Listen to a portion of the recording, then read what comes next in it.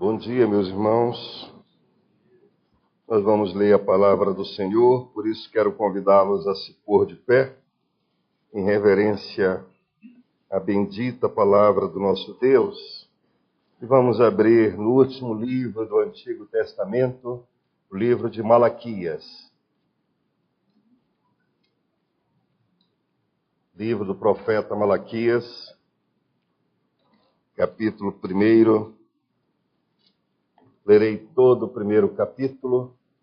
Convido os irmãos a atentarem para a leitura da bendita palavra do nosso Deus.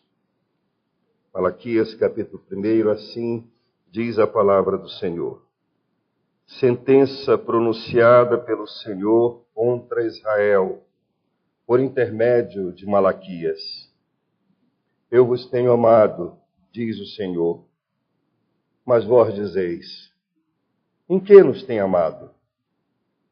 Não foi Esaú irmão de Jacó? Disse o Senhor. Todavia, amei a Jacó, porém aborreci a Esaú, e fiz dos seus montes uma assolação, e dei a sua herança aos chacais do deserto. Se Edom diz, fomos destruídos, porém tornaremos a edificar as ruínas. Então diz o Senhor dos Exércitos, eles edificarão, mas eu destruirei. E Edom será chamado terra de perversidade, e povo contra quem o Senhor está irado para sempre. Os vossos olhos o verão, e vós direis, grande é o Senhor também, fora dos limites de Israel. O filho honra o pai, e o servo ao seu senhor. Se eu sou o pai, onde está a minha honra? Se eu sou o Senhor, onde está o respeito para comigo? Diz o Senhor dos Exércitos a vós outros, ó sacerdotes, que desprezais o meu nome. Vós dizeis, em que desprezamos nós o teu nome? Ofereceis sobre o meu altar pão imundo, e ainda perguntais, em que te havemos profanado? Nisto que pensais. A mesa do Senhor é desprezível quando trazeis animais cegos para sacrificardes. Não é isso mal? E quando trazeis o coxo ou enfermo, não é isso mal? Ora, apresenta-te ao governador. Acaso terá ele agrado em ti e te será favorável? Diz o Senhor dos Exércitos. Agora, pois, suplicais o favor de Deus, que nos conceda a sua graça. Mas com tais ofertas nas vossas mãos, aceitará ele a vossa pessoa? Diz o Senhor dos Exércitos. Tomara houvesse entre vós quem feche as portas, para que não acendesses em vão o fogo do meu altar. Eu não tenho prazer em vós, diz o Senhor dos Exércitos, nem aceitarei da vossa mão a oferta. Mas desde o nascente do sol até o poente, é grande entre as nações o meu nome, e em todo lugar lhe é queimado incenso e trazidas ofertas puras, porque o meu nome é grande entre as nações, diz o Senhor dos Exércitos. Mas vós o profanais, quando dizeis, a mesa do Senhor é imunda, e o que nela se oferece, isto é, a sua comida, é desprezível. E dizeis ainda, que canseira! E me desprezais, diz o Senhor dos Exércitos. Vós ofereceis o dilacerado, e o coxo, e o enfermo. Assim fazeis a oferta. Aceitaria eu isso da vossa mão? Diz o Senhor. Pois maldito seja o enganador, que tendo um animal sadio no seu rebanho, promete e oferece ao Senhor um defeituoso. Porque eu sou grande rei, diz o Senhor dos Exércitos. O meu nome é terrível entre as nações. Podeis sentar, irmãos, vamos orar? Senhor nosso Deus, bendito, Criador dos céus, Criador da terra, Autor, sustentador da vida e da fé, Deus e Pai de nosso amado Senhor e Salvador Jesus Cristo. Glorificado seja o teu nome, Senhor. Queremos te agradecer pela renovação desse privilégio, nos trazer aqui. Queremos te agradecer pela bênção e privilégio de termos a liberdade de nos reunir. Queremos te agradecer pela graça de termos a tua palavra em nossas mãos. Queremos agradecer pela nossa confiança de que o teu Espírito ilumina os olhos do nosso entendimento para vermos as maravilhas da tua lei. Queremos te agradecer porque a nossa confiança está posta em Jesus e ele não falha. E o seu Espírito nos convence do pecado, do juízo e da justiça. Queremos te agradecer e o fazemos em nome de Jesus. Amém. Sim. Amém. Sempre que temos começado os nossos cultos, temos procurado na palavra de Deus um texto que nos convide à adoração, que faça chamada à adoração ao Senhor. Não faz parte de uma tradição da liturgia, faz parte de um princípio que a Igreja do Senhor tem feito ao longo dos tempos para reconhecer que somos chamados, todos os povos, todas as línguas, anjos e homens, queremos convidá-los a adorar o Deus vivo e verdadeiro. Quando vimos nos reunir para o culto solene, vimos com este propósito. Estamos adorando com o corpo de Cristo, mas estamos adorando também com a igreja invisível, espalhada nos 4 cantos deste planeta, com línguas, culturas diferentes. Mas estamos adorando também com serafins e querubins, porque Deus é adorado eternamente, completamente. Mas quando consideramos isso, nós nos perguntamos o que é que nos torna verdadeiros adoradores. Somos chamados a adorar, mas como podemos de fato nos considerar verdadeiros adoradores? Quando de fato respondemos ao propósito pelo qual fomos criados? Todos nós.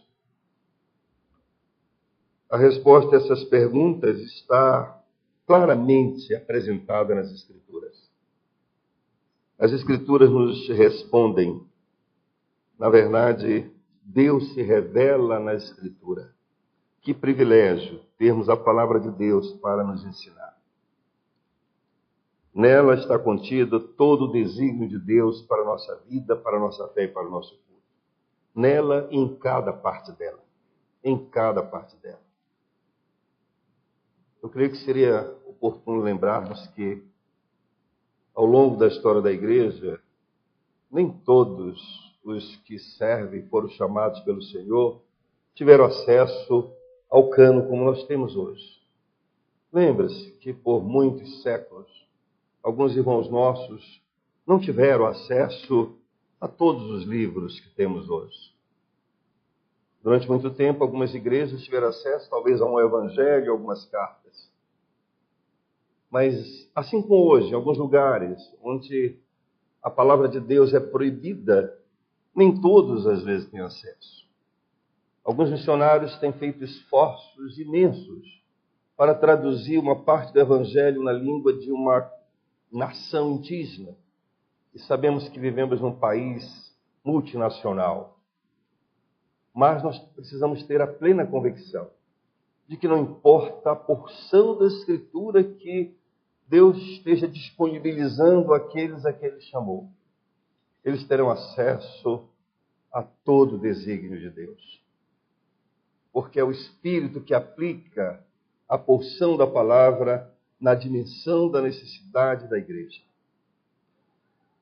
Nós estamos, portanto, aqui respondendo isso de 2 formas. Primeiro, o que é que nos torna verdadeiros adoradores? É quando adoramos com conhecimento.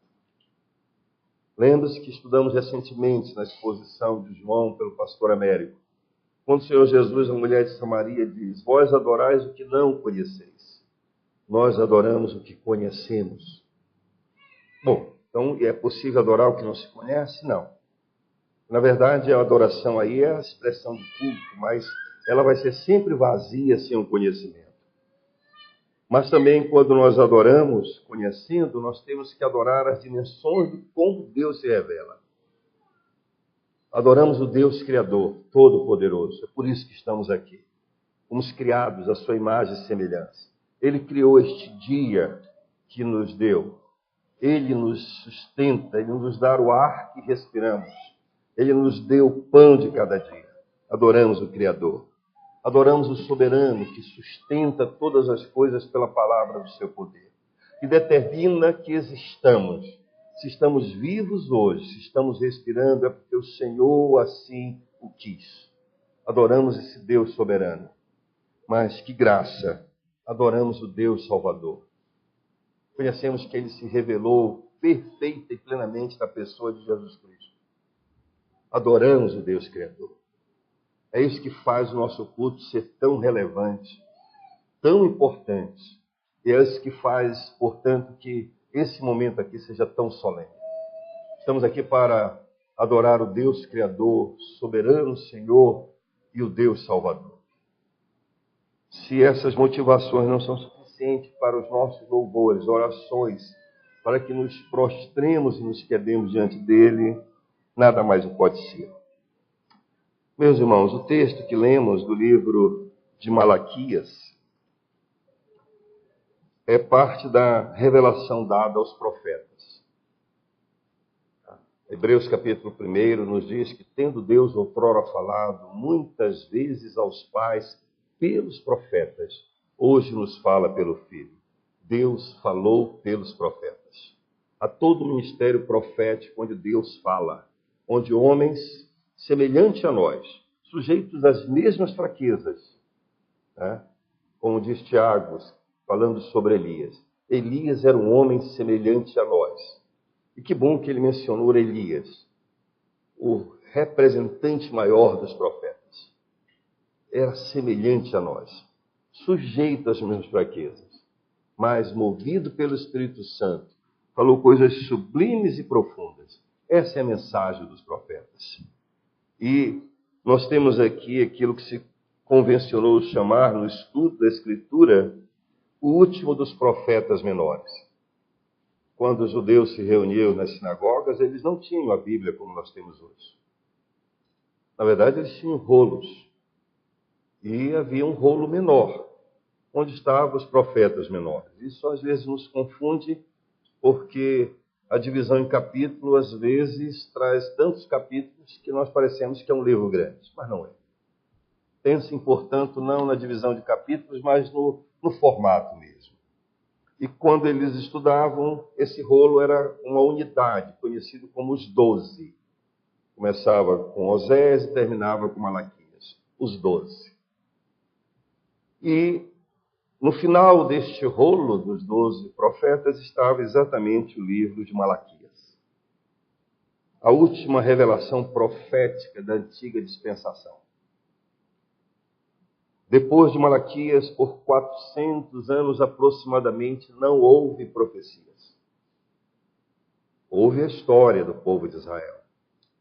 O povo de Israel viveu esses 400 anos como povo de Deus, lutando, tentando observar a lei, tentando, portanto, aqui, observar os mandamentos de Deus, sujeito a todas as circunstâncias da história secular. Passaram séculos submetidos ao Império Persa. Depois acabaram submetidos ao Império Grego. Depois ao Império Romano, até os dias do Senhor Jesus. A história do povo de Deus continua. Ela tem a sua sequência. Mas durante todo esse período não houve mais profecias. Deus não levantou nenhum dos seus servos para, com autoridade, poder dizer: assim diz o Senhor. Temos esses livros. A leitura do livro de Macabeus é muito inspirador. Muito inspirador. Deveríamos ler. Talvez a nosso certo preconceito com os livros apócrifos ou deuterocanônicos, utilizados pelo catolicismo romanista, às vezes nos afasta de entendermos que Deus é o Senhor da história. E que o livro de Macabeus é história. E uma história muito sublime no sentido dos exemplos. Judas Macabeus, a luta por não se contaminar com a idolatria é preciosa. Mas não temos livros inspirados. Malaquias é o último. Ele cria uma ponte teológica que vai ser, portanto, ligada com os evangelhos. Em todos os evangelhos, o último texto de Malaquias é conectado. Quando lemos no capítulo 4, os últimos 2 versos de Malaquias, que diz: "Eis que enviarei o profeta Elias", nós vamos para o livro de Mateus, está lá João Batista. Vamos para o livro de Marcos, está lá João Batista. Para o livro de Lucas e para o livro de João. Todos os evangelhos retomam a conexão da revelação teológica e afirmam categoricamente que João Batista veio no espírito e no poder de Elias, para mais uma vez trazer a revelação profética e dizer: "Assim diz o Senhor, preparai os vossos corações, porque o Messias está chegando." E quando João Batista, próximo ao Jordão, viu o Senhor Jesus passar, ele pôde apontar e dizer: "Ali está, eis o Cordeiro de Deus que tira o pecado do mundo." Quando Jesus veio para ser batizado por João Batista se recusou. Disse: "Não, eu é que tenho que ser batizado por ti, tu vens a mim?" E o Senhor Jesus é para que se cumpra as Escrituras. Portanto, o livro de Malaquias é muito especial. Especial por conta exatamente dessa conexão. O fechamento do cânon na antiga dispensação vai ser reaberto pelos evangelhos. Mas a outra grande especialidade aqui, o fato que torna essa leitura tão necessária, é porque se trata de uma síntese da revelação de Deus na antiga dispensação. Temos aqui em Malaquias como se fosse um resumo de toda a revelação profética, da forma como, através de seus profetas, Deus se revelou ao seu povo. Toda a síntese de quem é Deus, do seu ser, da sua soberania, da sua graça, está profundamente expressada aqui no livro de Malaquias. É impressionante que uma porção tão pequena da palavra contenha tantas verdades profundas, sublimes e tremendas. Nós temos aqui nesse livro do profeta Malaquias. Consideraremos, portanto, que Deus nos ensina, primeiramente, como Ele é tremendo, como Deus é incompreensível. O nosso Deus é incompreensível. Nós não temos a mínima condição de, nessa natureza, neste corpo, com esta mente, compreender quem é o nosso Deus. Tudo que conhecemos de Deus se dá porque Ele se dignou a nos revelar. Senão nós não conheceríamos absolutamente nada de quem é Deus. Deus se revela. Deus se mostra. Ele abre, portanto, a cortina e se revela quem é, o que quer e como a sua vontade é cumprida.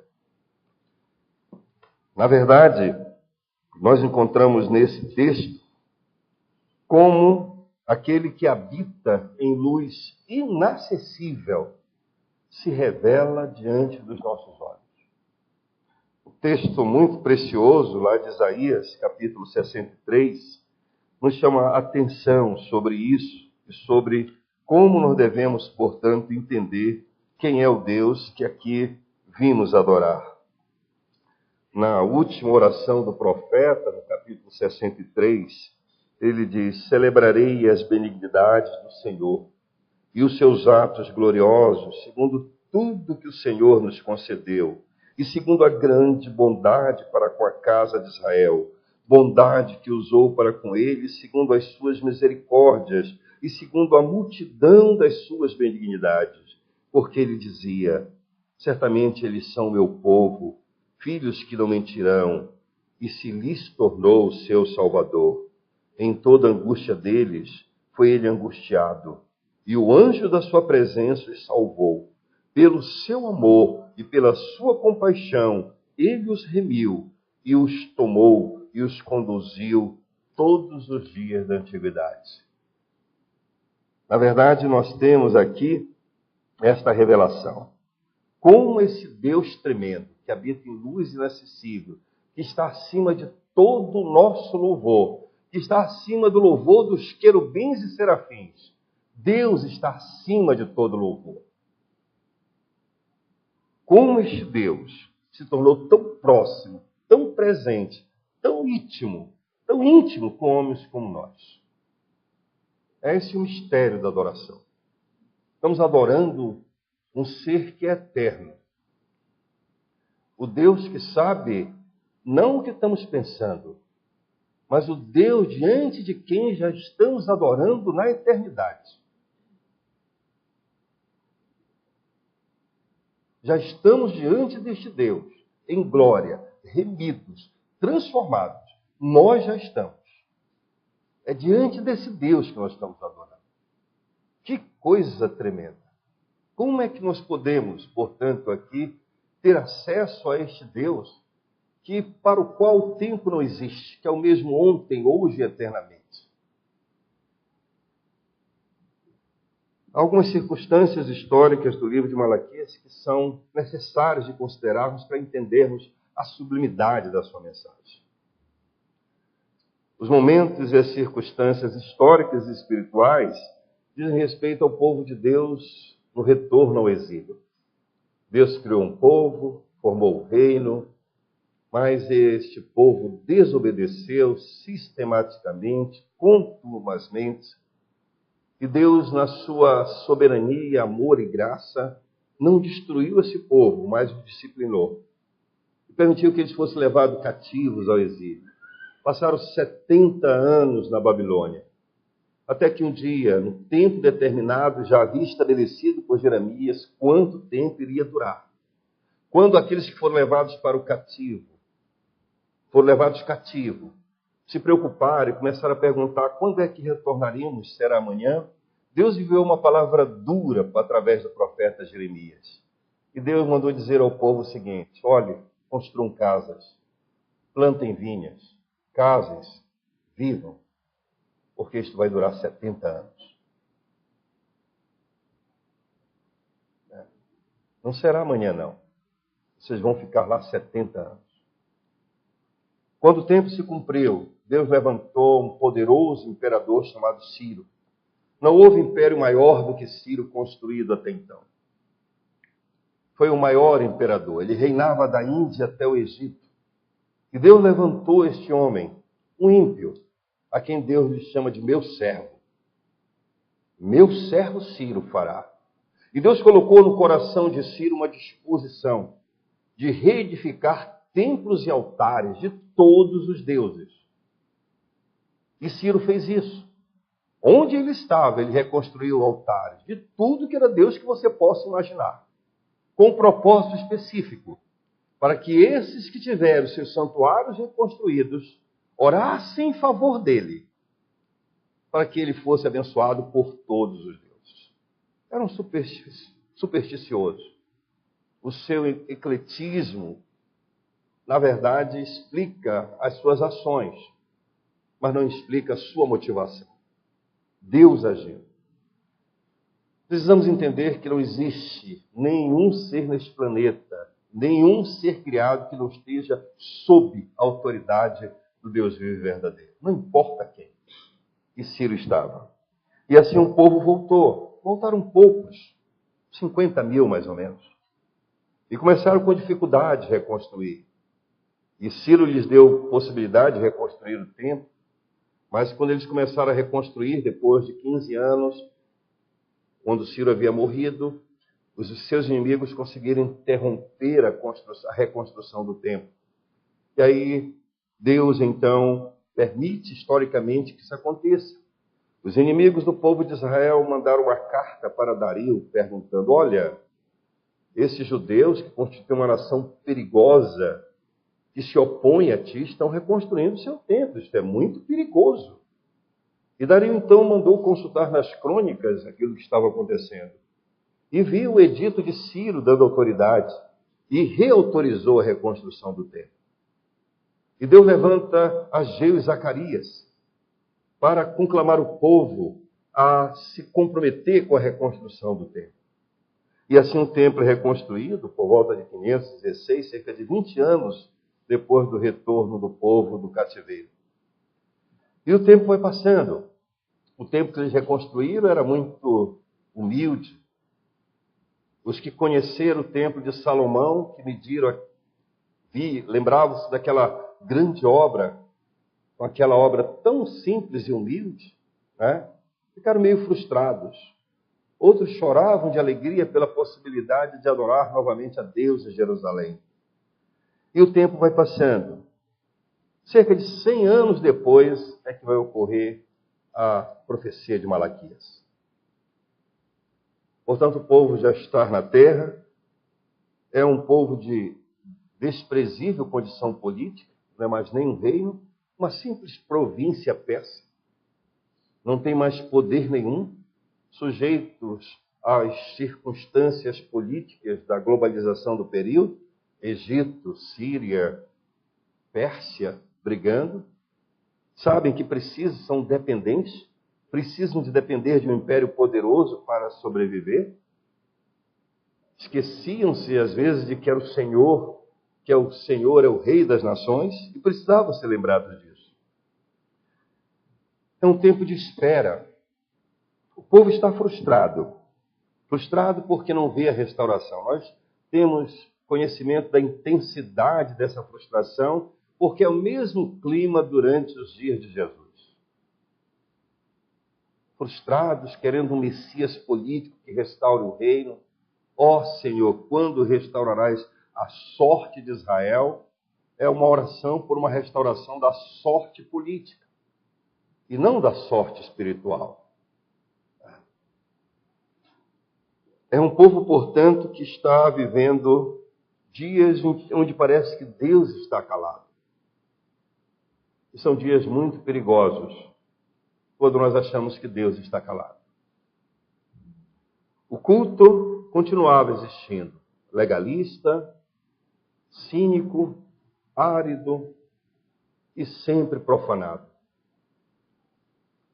A alma estava desnutrida e repleta de inquietações, murmurações, perguntas: onde está o Senhor? Por que isto? Por que aquilo?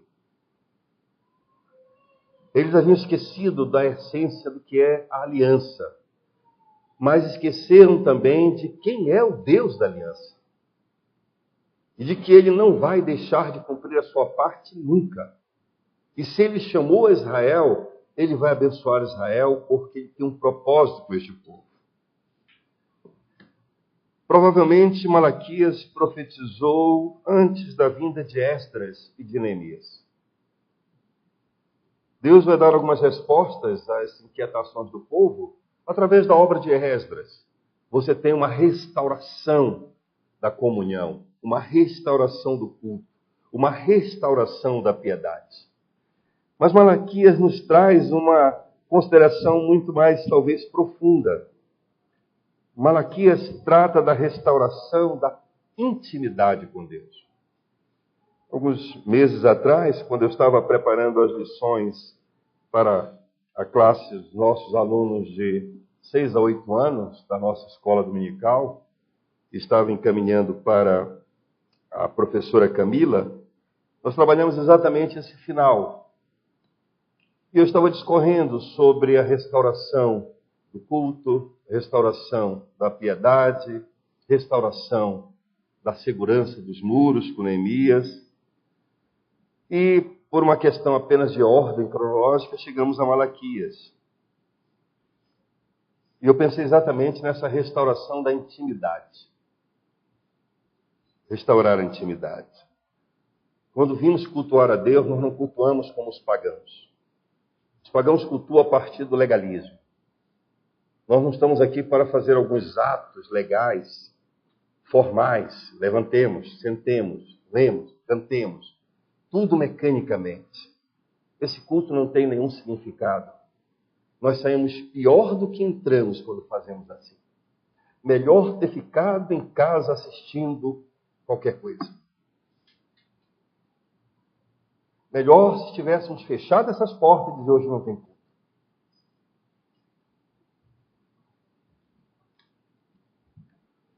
Na verdade, o culto é exatamente esse momento da nossa alma com o Espírito, do nosso ser com o Criador. É muito profundo. É muito sério. Né?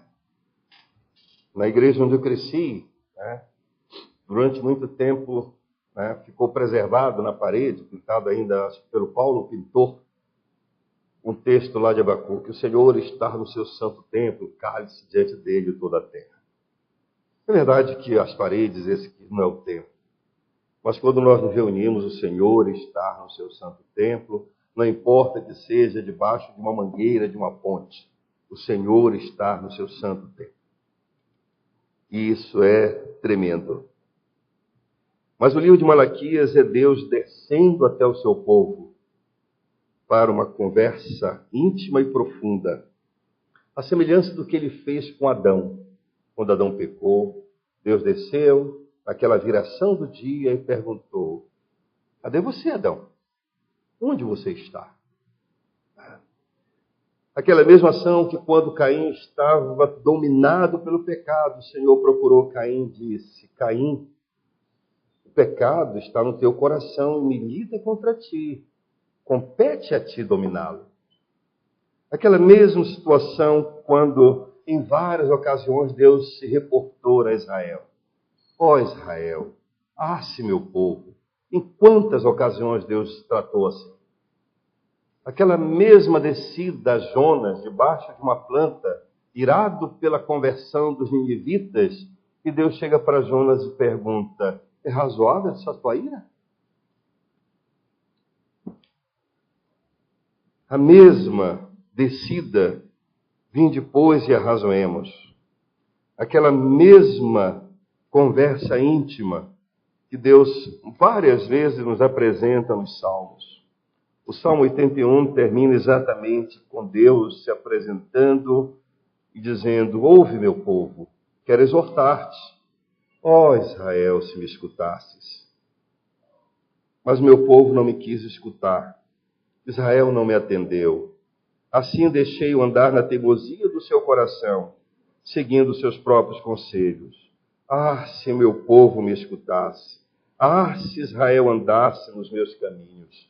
Eu de pronto lhe abateria o inimigo e deitaria a mão contra os seus adversários. Os que os aborrecem se submeteriam e isto duraria para sempre. Eu sustentaria com o trigo mais fino e o saciaria com o mel que escorre da rocha. Se meu povo me escutasse. A mão do Senhor não está encolhida, mas os nossos pecados fazem separação entre nós e as bênçãos abundantes do nosso Deus. Malaquias, portanto, convida a essa conversa íntima. Vinde e arrazoemos. Neles, no livro, encontramos exortações ao arrependimento. Lemos isso em todo o livro. No capítulo 2, versículo 2, o profeta diz: se o não ouvirdes e se não propuserdes no vosso coração dar honra ao meu nome, diz o Senhor dos Exércitos, enviarei sobre vós a maldição. 3,17, assim diz o texto da profecia: eles serão para mim particular tesouro naquele dia que prepararei, diz o Senhor dos Exércitos. Poupa-los-ei como o homem poupa o seu filho a que serve. Aqui nós temos graça, temos juízo.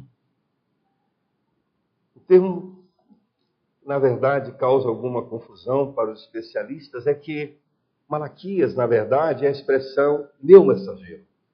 É isso que significa o nome Malaquias, meu mensageiro.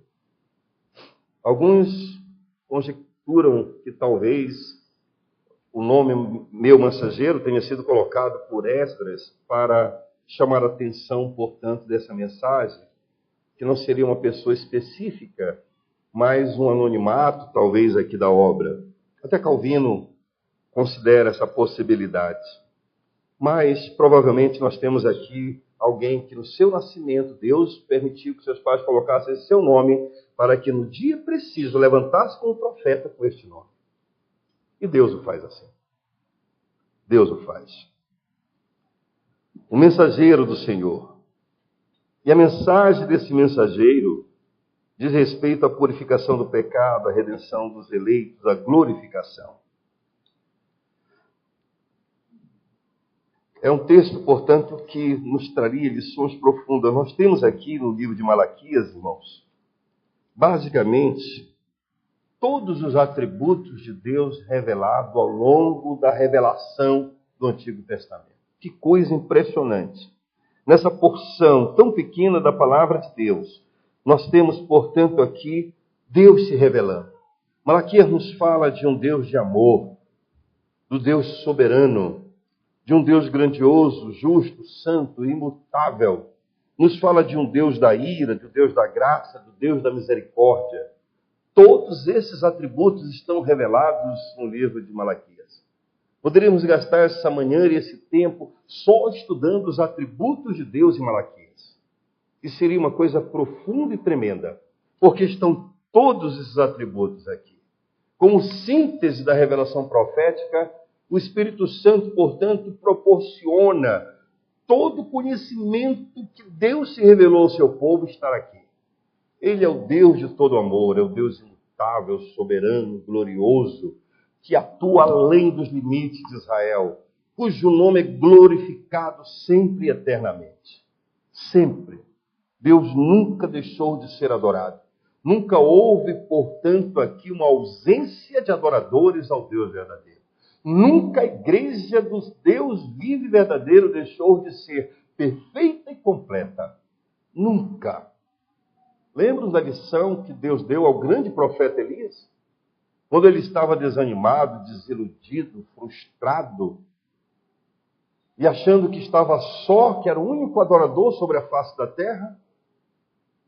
Quando ele vai para cumprir, portanto, os desígnios históricos, eleger, coroar a Jeú, ordenar Eliseu, quando ele sai para cumprir, portanto, os atos históricos de Deus, para cumprir o seu plano eterno, Deus chama Elias e diz: Elias, quanto a isso que me falas, não pense assim.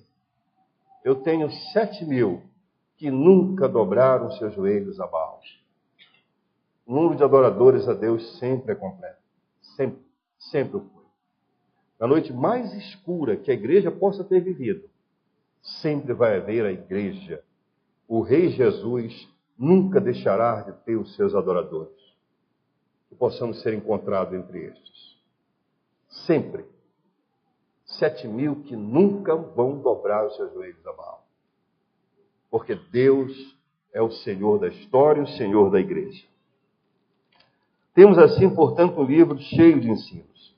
Algumas verdades aqui, evidentemente, são muito destacadas e, às vezes, com equívocos, né? Sabemos a confusão que ocorreu durante muito tempo, né?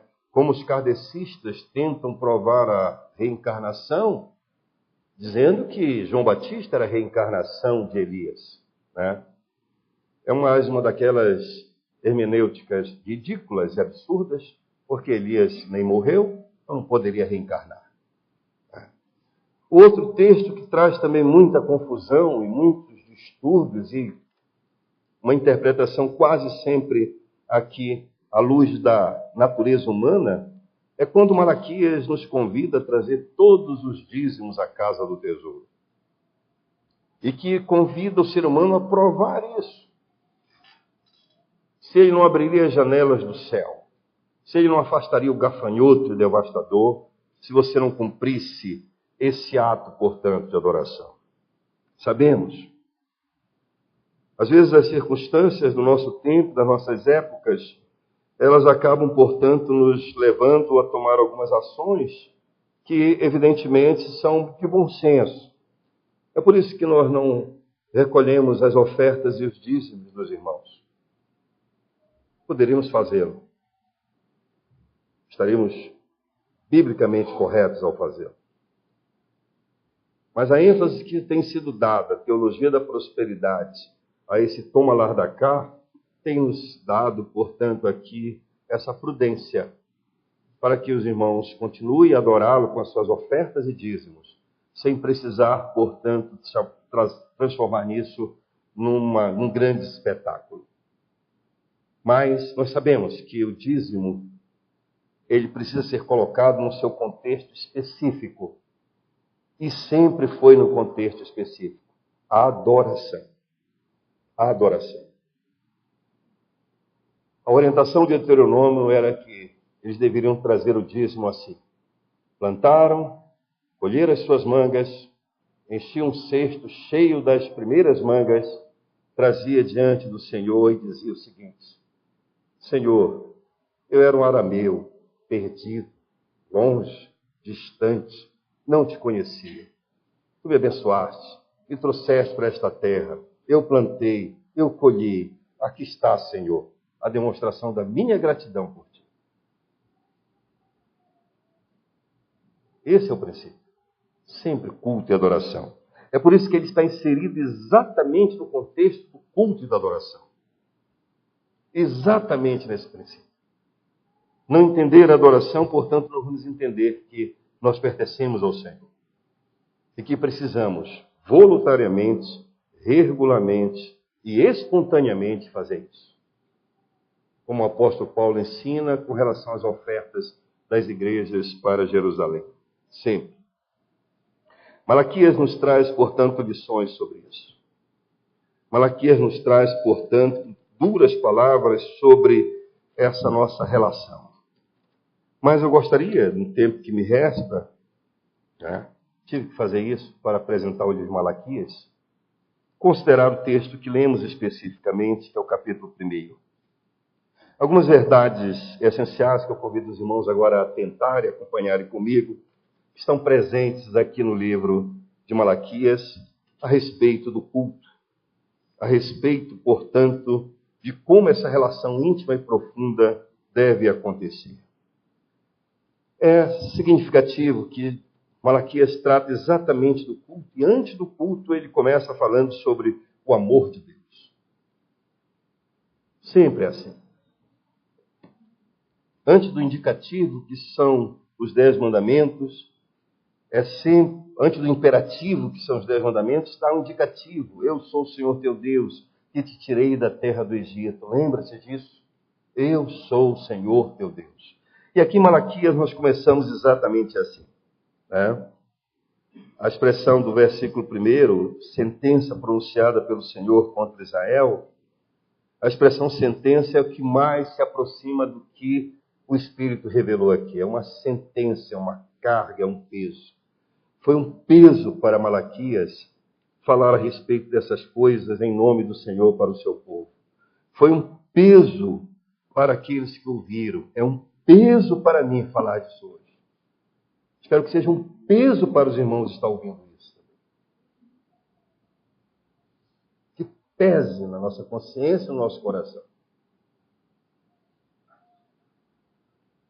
Peso pronunciado pelo Senhor contra Israel por intermédio do seu mensageiro. Qual é o mensageiro do Senhor hoje para nós? É o Espírito falando na sua palavra. O Espírito que Deus enviou. Este é o mensageiro.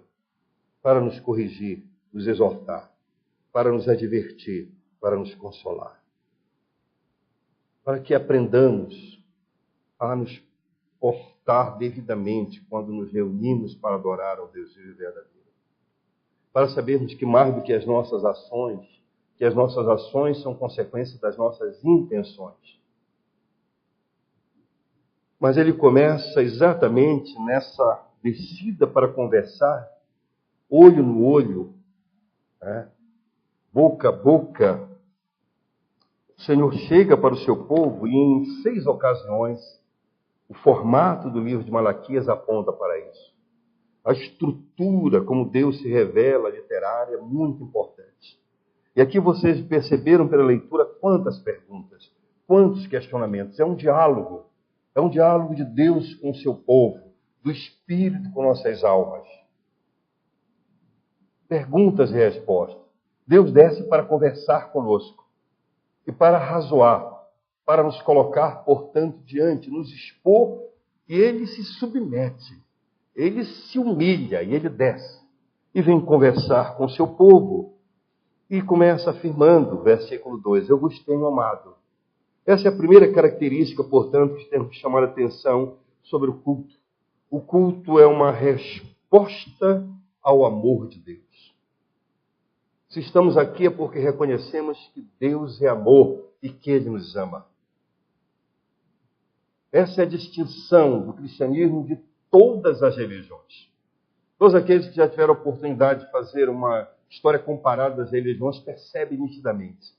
Todas as religiões pagãs e humanas são todas legalistas, mecânicas e pragmáticas.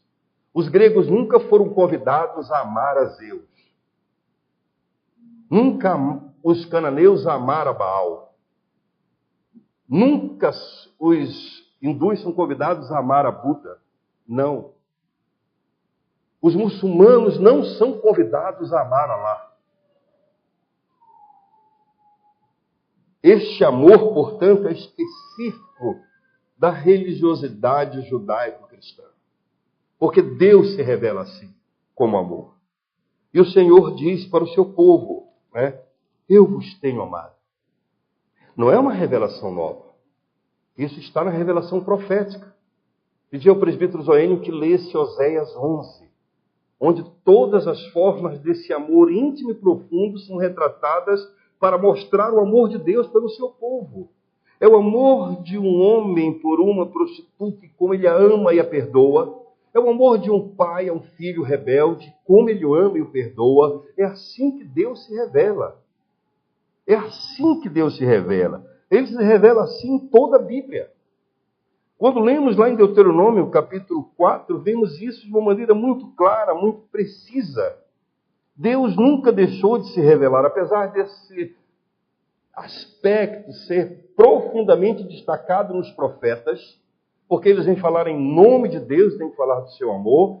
Isso paira, permeia toda a Escritura, toda a revelação, que Deus nos ama, que Deus é amor e que Ele ama o seu povo. Deuteronômio, capítulo 4, chama atenção para isso de uma maneira bem específica. E seria, na verdade, aqui, apenas um dos textos do livro de Deuteronômio que falam sobre isso. Nós temos Deus se revelando desta forma, porque Deus é amor. Deuteronômio, capítulo 4, versículo 37, diz assim. Leia o 36 para que possamos ter uma compreensão melhor do versículo. Dos céus te fez ouvir a sua voz para te ensinar. E sobre a terra te mostrou o seu grande fogo. Do meio do fogo ouvistes as suas palavras, porquanto amou teus pais e escolheu a tua descendência depois deles e te tirou do Egito, ele mesmo presente, com sua grande força. Deus amou Abraão, Isaque, Israel. Deus amou José, Deus amou o povo, Deus amou Moisés, Deus ama o seu povo. Esse texto, portanto, essa verdade, no capítulo 7, está mais uma vez expressa com todas as suas características e com toda a sua grande verdade. A partir do versículo 6 do capítulo 7, diz o Senhor, porque tu és povo santo ao Senhor teu Deus. O Senhor teu Deus te escolheu para que fosses o seu povo próprio, de todos os povos que há sobre a terra. Não vos teve o Senhor afeição, nem vos escolheu porque fosseis mais numerosos do que qualquer povo, pois eres o menor de todos os povos, mas porque o Senhor vos amava, e para guardar o juramento que fizera a vossos pais, o Senhor vos tirou com mão poderosa e vos resgatou da casa da servidão, do poder de Faraó. Saberás, pois, que o Senhor teu Deus é o Deus fiel, que guarda a aliança. E essa aliança é feita em amor. Em amor. E a misericórdia até 1000 gerações aos que o amam, os seus mandamentos. Deus amou o seu povo. É isso que está no versículo tão precioso que ensinamos às nossas crianças. Deus é amor, a Bíblia assim o diz. É no capítulo 4, versículo 8, 1 João, amém. Deus é amor. Deus nos ama. É isso que Paulo diz, que Deus prova o seu amor para conosco pelo fato de que Cristo morreu por nós, sendo nós pecadores. E temos aquele resumo de toda a verdade sublime. Se tivéssemos só esse versículo, tínhamos todo o desígnio de Deus. Porque Deus amou o mundo de tal maneira que deu seu Filho unigênito, para que todo aquele que nele crer não pereça, mas tenha a vida eterna. Não há síntese, resumo mais profundo, mais suficiente na sua declaração de Deus. Deus é amor. E o livro de Oséias mostra exatamente isso. Portanto, o culto a Deus é uma resposta à compreensão de que Deus nos ama. Estamos aqui porque somos amados. Estamos aqui porque Deus nos amou antes da fundação do mundo. Adoramos ao Deus que nos ama. E que coisa tremenda esse objeto do amor de Deus. Que coisa preciosa sermos amados pelo Deus vivo e verdadeiro, eterno Criador de todas as coisas. Quando Deus, pelo Espírito Santo, nos dá consciência disso, nosso culto passa a ter o real sentido do que é adorar a Deus. Mas Malaquias nos diz mais, que esse culto verdadeiro é uma reação à consciência do seu senhorio. No verso 6 do texto que lemos, na verdade, poderia falar muito a respeito de como Deus mostra esse amor para o seu povo de forma evidente. Porque Deus diz, eu vos tenho amado. E, às vezes, aquilo que nós perguntamos, o povo de Israel perguntava. Evidentemente que não era na declaração, não é que Malaquias se levantava na praça e dizia, Deus nos ama. E alguém tinha a ousadia de dizer, mas em quem Deus nos ama? Não. Esse questionamento se dá no profundo da nossa alma caída, da nossa mente caída. Será que somos amados por Deus mesmo? Se o Senhor é conosco, por que eu estou passando por isso? Dizia Gideão. Por que estamos passando por tanta aflição? Será que somos amados mesmo? Esse Deus vem para uma conversa íntima, olho por olho. Eu vos amo. Quer uma evidência? Olhe para Esaú. Eu amei Jacó. Não porque Jacó tinha uma coisa especial. Eu tive a oportunidade de considerar, um tempo atrás, a vida de Jacó com os irmãos. Não porque Jacó tivesse alguma coisa especial, que não tinha. Você me disse, talvez você não escolheria nenhum dos dois para almoçar com você. Nem Jacó, nem Esaú. Mas Deus amou Jacó. E antes que ele nascesse, quando estava sendo formado, evidentemente que não se trata de dois indivíduos especificamente, se trata das suas gerações. Sabemos o quanto os edomitas vão se constituir um povo rebelde e extremamente hostil ao povo de Deus. Esaú e Jacó se reconciliaram. Esaú tentou, na verdade, corrigir a sua vida. Esaú, na verdade, teve uma ação muito digna quando Jacó retornou. Mas os edomitas, seus descendentes, foram sempre hostis. Sempre se juntaram aos inimigos de Israel.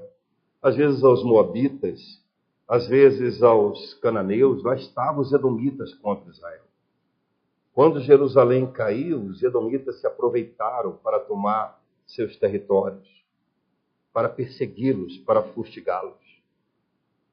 Mais tarde, quando eles foram desapossados do Monte Seir, foram mais para o Negueve e construíram a Idumeia, sempre foi uma região hostil à Judéia. Mais tarde temos o grande edomita Herodes, perseguindo Jesus ainda infante. Que povo terrível, hostil. Nunca se arrependeu. Eis a prova do amor. Na verdade, nós devemos considerar isso. Porque a existência de Edom mostra a eleição divina também. Não porque Deus tivesse endurecido o coração de Edom, mas que Deus permitiu que seu coração continuasse endurecido. Mas aqui nós encontramos, portanto, uma outra resposta ao culto verdadeiro. É uma resposta à consciência de que Deus é soberano. O versículo 6 nos diz, o filho honra o pai. Se eu sou o pai, cadê a minha honra? Se eu sou o Senhor, onde está o respeito para comigo? Essa atitude deveria, portanto, nos mover. Às vezes nós vamos para a igreja sem nenhuma vontade. Eu venho, às vezes, sem nenhuma vontade. Mas venho como filho que obedece ao pai e mora para a igreja. Eu venho em obediência ao pai. Mas venho. Ou quando, portanto, um guarda de trânsito diz, estaciona ali. Não tenho nenhuma vontade de parar. Mas eu vou parar. Mas se Deus é pai, cadê a sua honra? Se Deus é Senhor, cadê o seu respeito? Isso deveria nortear a nossa ação de cultuar. Irmãos, quando nós, presbíteros, assumimos a direção de um culto, nós não estamos aqui para motivar vocês a adorar. Nós estamos para conduzir na adoração, num processo. Nós não podemos fazer como muitos ministros de louvor são treinados. Vamos, irmãos, cantem. Vamos, irmãos, se levantem. Vamos, irmãos, diga amém. Porque essa não é a condução. Nós apresentamos a palavra e a palavra nos diz, chamamos a adoração. Nós lemos a palavra e dizemos, agora nós devemos nos colocar diante do Deus que estamos e de quem somos. Nós lemos a palavra e dizemos, agora o Senhor vai falar. Porque esse é o processo. Os irmãos têm que vir para adorar porque você está adorando seu Pai, e o soberano Senhor de toda a terra. E Ele diz, adorai-me. Ele diz, vinde e adorai. Louve, exalte meu nome. E nós fazemos isso. Às vezes como um filho que obedece o Pai, só por isso. Às vezes como um servo que obedece ao Senhor, só por isso. Mas às vezes, que graça, com alegria no coração, cheio de animação. Às vezes temos que nos conter nossa mente para estar aqui, conter nossa mente para não estar olhando. Será que meu irmão do lado está cantando? Oxa, aquele irmão como é que ele está? Não, sem isso. Vimos em corpo, mas adorar juntos o Deus vivo e verdadeiro. Como alguém que honra o Pai, como alguém que respeita o seu Senhor. E Malaquias passa então a mostrar todos os defeitos dessa ação. O Deus que se revelou, Ele determina como quer ser adorado. E à luz de Levítico, aquilo que fazia parte do culto da antiga dispensação, Ele chama atenção de uma maneira detalhada para a forma como o nosso culto é inapropriado, inadequado, como nós pecamos, mesmo nesses momentos de adoração. E Ele diz então, diz o Senhor dos Exércitos a nós, a mim, a vós que tem um sacerdócio em Cristo Jesus. Vós que desprezais o meu nome. E ele diz, em que desprezamos o teu nome? Quando é que desprezamos o teu nome? E o Senhor diz, quando trazeis animal cego para sacrificar-te. Não é isso mal? Quando trazeis o coxo enfermo. Não é isso mal?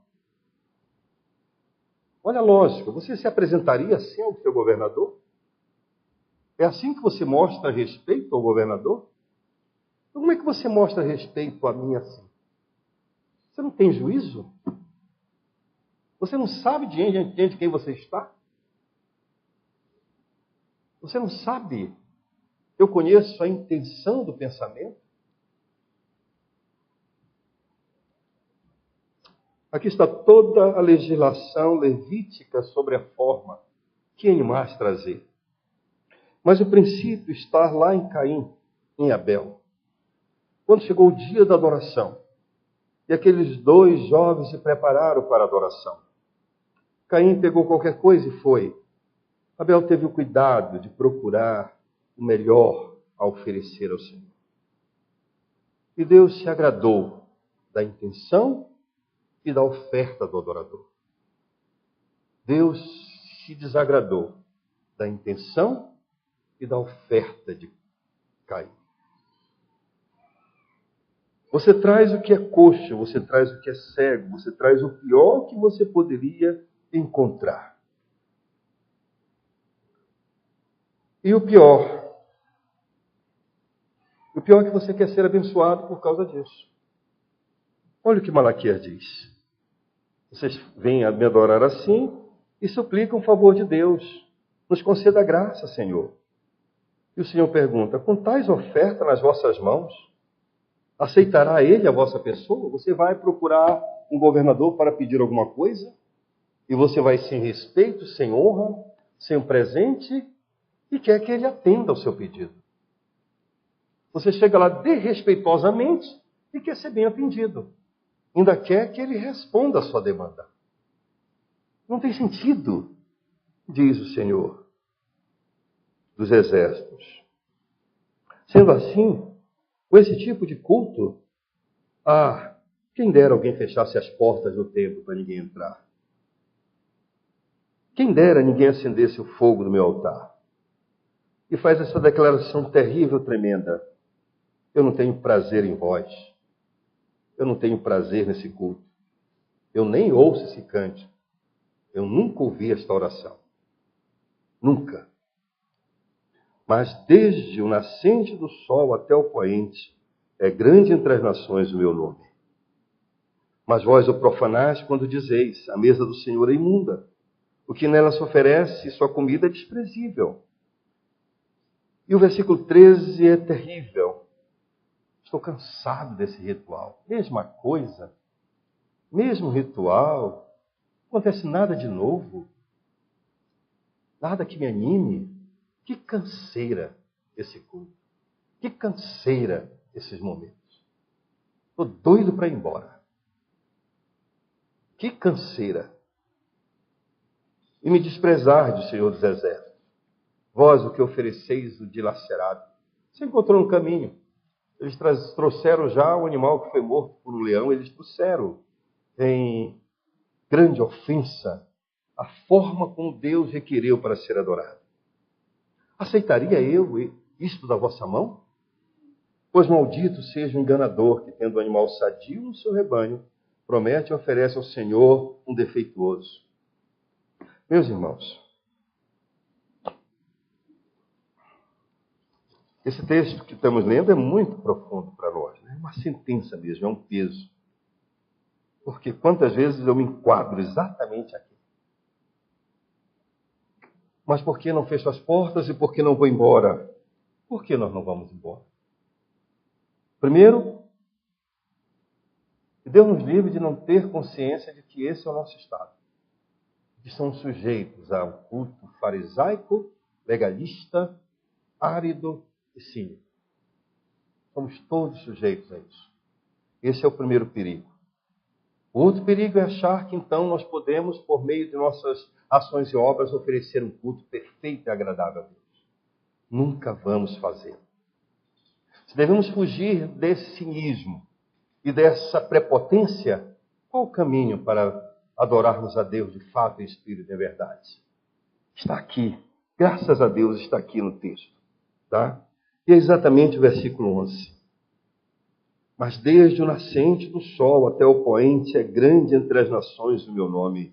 E em todo lugar lhe é queimado incenso e trazidas ofertas puras, porque o meu nome é grande entre as nações, diz o Senhor dos Exércitos. Vocês, irmãos, perceberam, mas nesse início da profecia, em 3 momentos, o Senhor diz quem Ele é. No versículo 5, grande é o Senhor. No versículo 11, grande é o Senhor. E no final do verso 14, grande é o Rei. O Senhor é grandioso. Deus nunca deixará de ser adorado, independente da falha do adorador e da falsa adoração. Mas o que é que está nos dito aqui, nesse texto? O que é que nos diz? Que o nosso culto pode ser perfeito. Que o nosso culto pode ser agradável a Deus. Que Deus vai ouvir os nossos louvores e vai ficar satisfeito. Que Deus vai aspirar o perfume das nossas orações e vai se sentir adorado. Como podemos adorar a um Deus que é santo? Como podemos adorar a um Deus que é perfeito? Como podemos entrar por essas portas, nos sentar neste lugar ou nos levantarmos e estarmos convictos de que estamos adorando a Deus em espírito e verdade? Como podemos fazer isso? Está aqui, exatamente no versículo 11.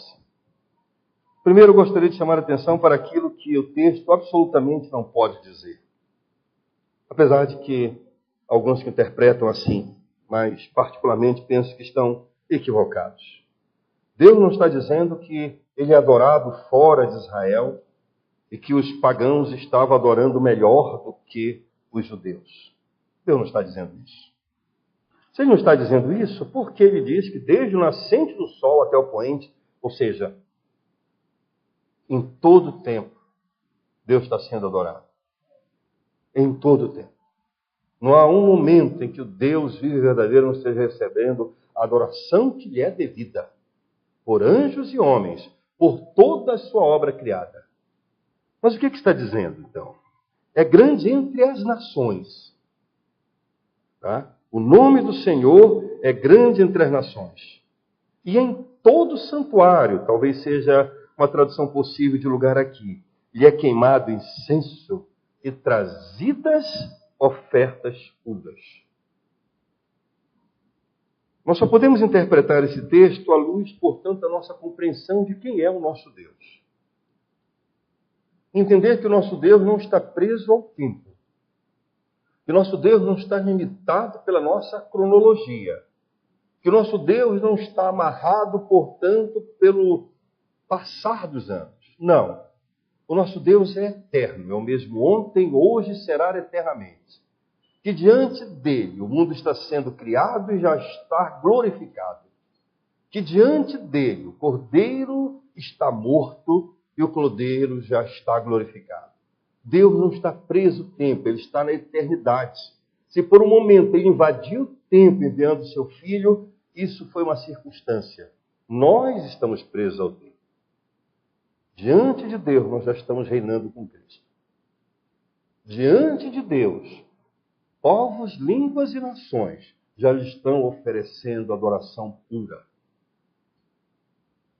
Diante dele, todos os povos, línguas e nações estão dobrando os joelhos e confessando que o seu Filho é o Senhor. É essa a perspectiva do versículo 11 aqui. Serão trazidas. É na questão da temporalidade de que enviará o seu mensageiro. Tá? É na possibilidade, portanto, de entendermos que somente Jesus pode trazer ofertas puras. As expressões aqui elas são bem distintas de todas aquelas que estão em Levíticos.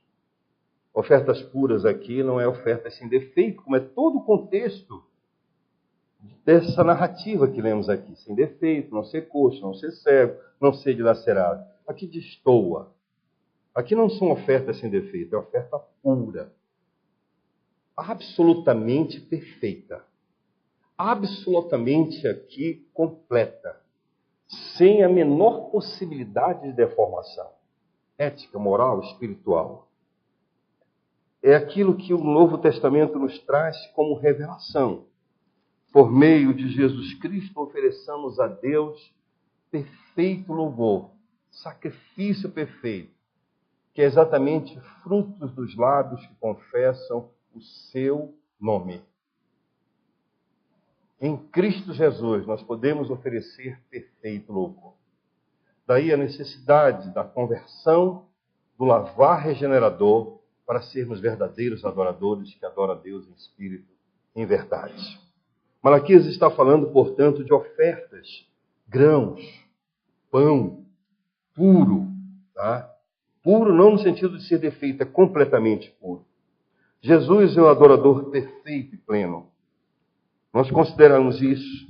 E Malaquias volta a esse tema no capítulo 3, no versículo 3, quando ele diz: assentar-se-á como derretedor, purificador de prata, purificará os filhos de Levi e os refinará como ouro e como prata. Eles trarão ao Senhor justas ofertas, ou ofertas de justiça. ofertas de justiça. E só Jesus é o justo. Só em Jesus nós podemos oferecer a Deus ofertas de justiça. Quando chegamos a Deus para adorar e oferecer ofertas de justiças, a quem oferecemos?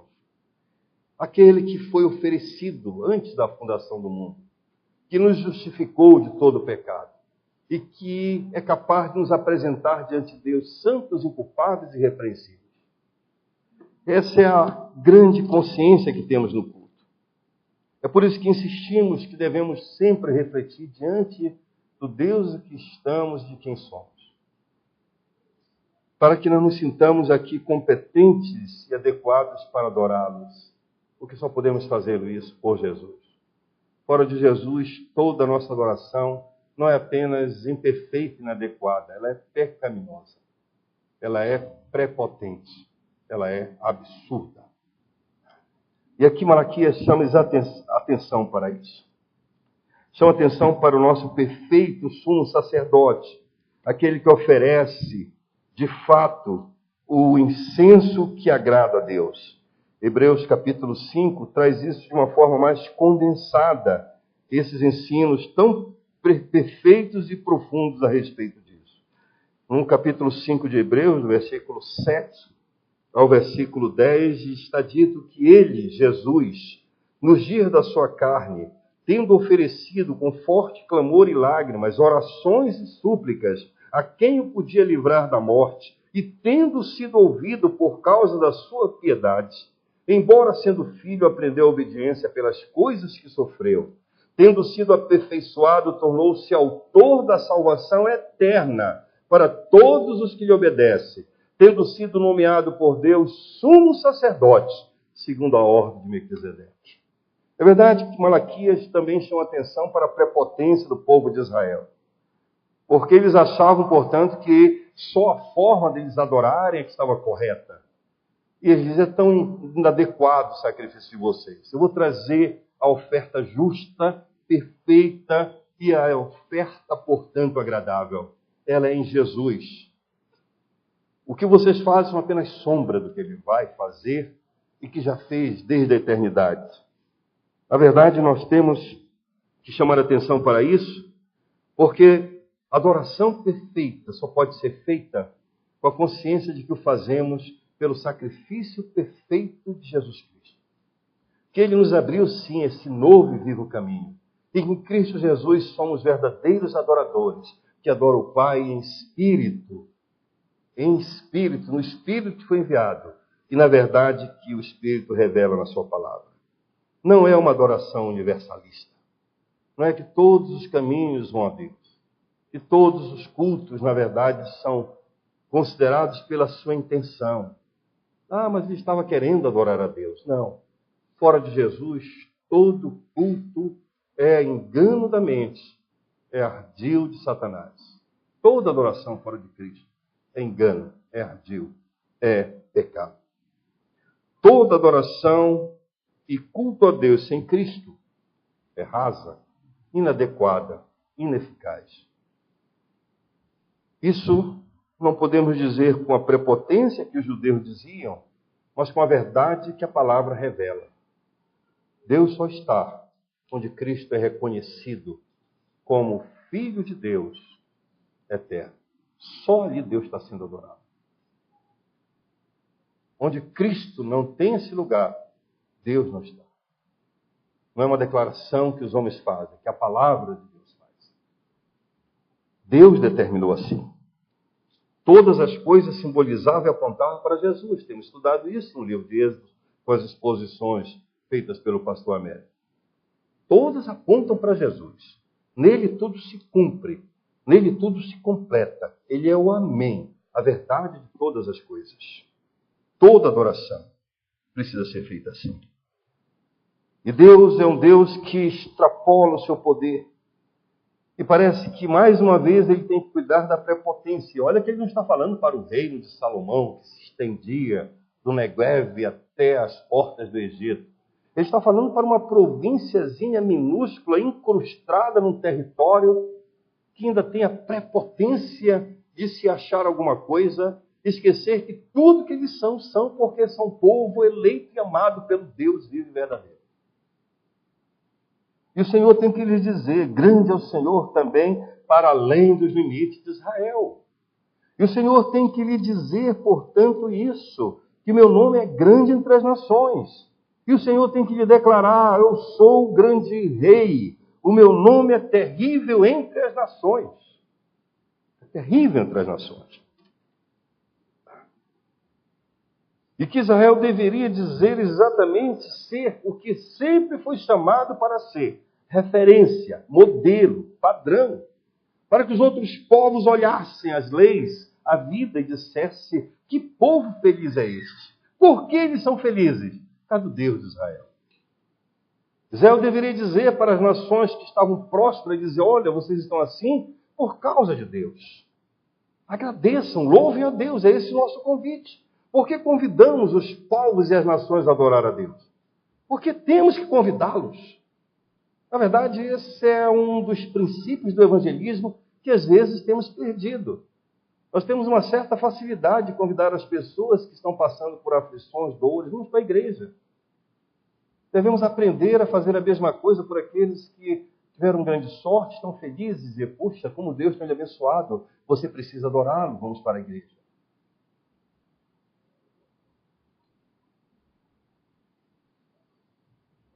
Que às vezes o nosso evangelismo é apenas para aqueles que acham que Deus está simplesmente utilizando esse único instrumento. Não é assim que aprendemos da palavra de Deus. Lembra-se como foi que Paulo falou aos pagãos lá em Atos 14? Ali em Listra. Quando eles, portanto, viram aquela bênção do aleijado andar, e que eles correram trazendo grinaldas e chamaram, portanto, os apóstolos de Júpiter e Mercúrio, o sermão de Paulo foi muito preciso. Eles rasgaram as suas vestes, saltaram para o meio da multidão, diz Atos 14, clamando, Senhores, por que fazeis isto? Nós também somos homens como vós, sujeitos aos mesmos sentimentos. E vos anunciamos o Evangelho para que destas coisas vãs vos convertais ao Deus vivo, que fez o céu, a terra, o mar e tudo que há neles, o qual nas gerações passadas permitiu que todos os povos andassem nos seus próprios caminhos. Contudo, não se deixou ficar sem testemunho de si mesmo, fazendo o bem, dando-vos do céu chuvas e estações frutíferas, enchendo o vosso coração de fartura e de alegria, pagãos. É Deus que vos dá alegria, venha e adore esse Deus que é a origem de toda a alegria e fartura que vocês estão tendo. Isso é evangelizar também. Isso é anunciar a Cristo. Portanto, Israel precisava aprender essas lições. Aquele povo que estava com a alma ferida precisava aprender essas lições. Mas a narrativa que lemos, ela traz uma conclusão, que é a conclusão basicamente de todo o texto de Malaquias e dos profetas. Haverá o grande dia, onde todas as verdades serão materializadas. Todas as verdades.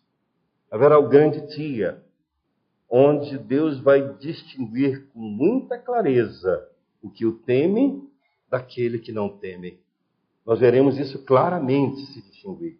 Haverá um dia em que Deus vai pegar o seu povo, aqueles que em Cristo Jesus Ele resgatou, e vai transformar num tesouro particular. No dia em que Ele preparou, haverá um dia onde Deus vai nos colocar poupados, como o homem poupa o filho que o serve. Haverá um dia em que o sol da justiça nascerá e trará salvação nas suas obras, nas suas mãos. Que Jesus virá como sol e os seus raios atingirão toda a terra. Os elementos se desfarão. Teremos novos céus, nova terra, novamente, novo corpo. E teremos o mesmo culto, porque ele sempre foi perfeito em Cristo Jesus. Sempre estaremos adorando o Cordeiro por toda a eternidade. Nosso culto não mudará. Mudará para nós a percepção de que não haverá mais empecilhos, nem a possibilidade de fazê-lo imperfeito por nós. Mas sempre, e aprenderemos que sempre que cultuamos e que Deus aceitou o nosso culto e nossas orações, foi por Jesus. Aprenderemos junto com os nossos irmãos da velha dispensação, que quando eles colocavam a mão sobre um cordeiro, colocavam para espiar que o sangue é derramado, Deus não olhava essa cena por ela mesma, mas olhava o cordeiro que estava morto antes da fundação do mundo. Que quando Deus perdoava, ele olhava a tampa do propiciatório, cheia de nódoa de sangue. Ele não via a lei quebrada, mas via o sangue e se alegrava e abençoava o seu povo e perdoava os seus pecados e era adorado neles em Cristo Jesus. Meus irmãos, que o Senhor abençoe nossas mentes, nosso coração e nossa vontade, para que à luz do que ouvimos, do que a palavra nos diz, possamos sempre, em Jesus, oferecer a Deus sacrifícios de louvor, que são frutos de lábios que confessam o nome do Senhor. Amém. Vamos orar?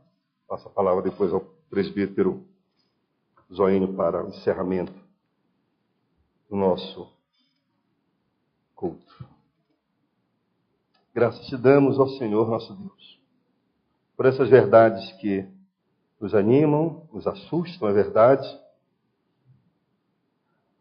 nos causam choro e angústia, que almejamos sim, Senhor, fazer o bem que não queremos, que não podemos fazer, o bem que desejamos fazer, de te adorar de fato, em espírito e em verdade. Obrigado pela tua palavra santa, perfeita, tão oportuna para nossas vidas, quando nós, em obediência à tua palavra, nos reunimos aqui para te adorar, e é o nosso desejo do coração fazê-lo daqui a algumas horas, Senhor. Seja gracioso para conosco, perdoa os nossos pecados, dar-nos que a tua palavra fale ao nosso coração, à nossa mente, mova a nossa vontade. Que a nossa disposição seja de oferecer o melhor a ti, e que a nossa confiança seja sempre que só podemos fazê-lo em Cristo Jesus, nosso Senhor. Perdoa os nossos pecados, perdoa, Senhor meu Deus, as nossas falhas. E quando nós pedimos perdão, Senhor, é porque nós confiamos nessa obra perfeita que foi planejada antes da fundação do mundo. Do Cordeiro que veio oferecer ofertas puras e justas ali naquela cruz do Calvário. Sim, o nosso Cordeiro foi imolado. O nosso Cordeiro já nos expiou de todo o pecado. Pecamos ainda, Senhor. Te pedimos que nos ajude a não fazê-lo e andar em novidade de vida.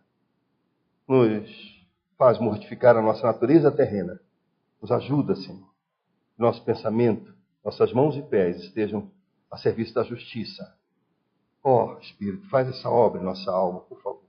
Por Jesus. Sabe, Senhor meu Deus, o desejo do nosso coração de te adorar verdadeiramente. Temos a provisão, que é Cristo. Nos ajuda, Senhor meu Deus, a nos apropriarmos dela e oferecermos a Ti perfeito louvor. São os lábios os que confessam o nome de Jesus. É nesse nome que nós oramos, Senhor. Amém.